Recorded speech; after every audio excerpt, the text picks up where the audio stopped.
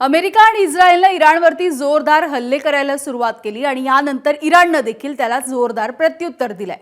इराणने आखाती देशांमध्ये जिथे जिथे अमेरिकेचे लष्करी तळ आहेत ते सगळे शोधत Kuwait, Bahrain, Jordan, Oman, Qatar, West Bank, Abu Dhabi या सगळ्या देशांवरती हल्ले केलेत। जॉर्डन मधल्या मुवफ्फक अल सल्ती, कुवेत मधल्या अली अल सलेम, कतार मधल्या अल उदैद आणि यूएई मधल्या अल धफ्रा या अमेरिकेच्या हवाई तळांवरती इराणने क्षेपणास्त्रांनी मारा केलाय। इराणचा एक ड्रोन हा कुवेतमध्ये पाठवण्यात आला होता, मात्र एअर डिफेन्स सिस्टीमने इराणी ड्रोन पाडण्यात आलाय। तर कतारची राजधानी दोहामध्ये इराणने लक्ष केलेलं आहे। दोहा शहरामध्ये 11 वेळा स्फोटांचे आवाज ऐकू आल्याची घटना घडलेली आहे, त्याची काही दृश्य देखील समोर येत आहेत। दुबईमध्ये राहणाऱ्या अमेरिकी नागरिकांवरती देखील इराणने हल्ला केलाय। इराणच्या हल्ल्यामुळे अमेरिकी नागरिक राहत असलेल्या इमारतीला आग लागली आहे। या युद्धाच्या परिस्थितीमुळे बहुतांश आखाती देशांनी आपापली हवाई क्षेत्र, हवाई हद्द बंद केली आहे।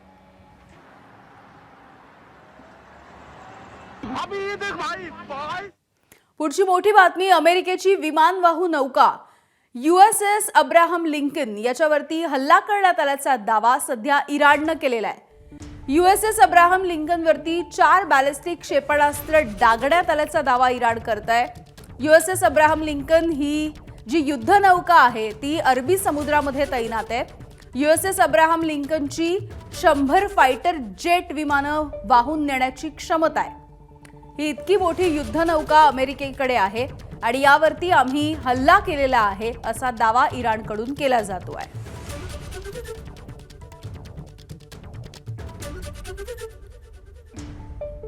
इस्रायलने इराणमध्ये केलेल्या एअर स्ट्राईकचा फटका तिथल्या विद्यार्थ्यांना बसला आणि इस्रायलच्या आतापर्यंतच्या हल्ल्यामध्ये इराणमध्ये 140 पेक्षा अधिक विद्यार्थ्यांचा दुर्दैवी मृत्यू झाला। इराणच्या करमानशाह शहरामधील रझी विद्यापीठावरती डागलेल्या क्षेपणास्त्रांच्या हल्ल्यानंतर संपूर्ण परिसरामध्ये धुराचं साम्राज्य होतं। याआधी काल दक्षिण इराणमधल्या होर्मोझगान प्रांतामधील मिनाब शहरामध्ये असलेल्या एका मुलींच्या शाळेवरती अमेरिका आणि इस्रायल या दोघांनी संयुक्तपणे एअर स्ट्राईक केला होता आणि या भीषण हल्ल्यात 85 विद्यार्थिनींचा मृत्यू झालाय।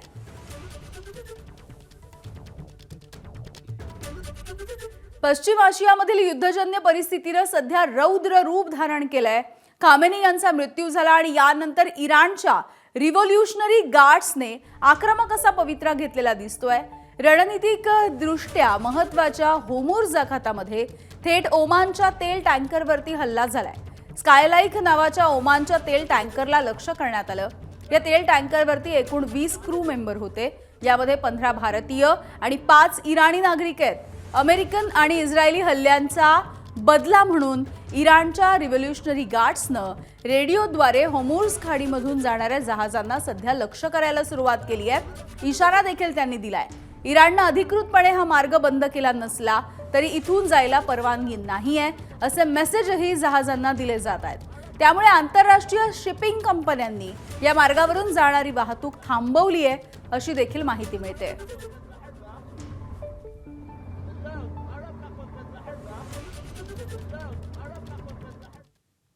इराणने ऑपरेशन फतेह-ए-जंग याच्या अंतर्गत पश्चिम आशियामधल्या 8 पेक्षा जास्त देशांवरती क्षेपणास्त्रांनी मारा केलाय, हल्ले केलेत आणि पलटवार केलाय।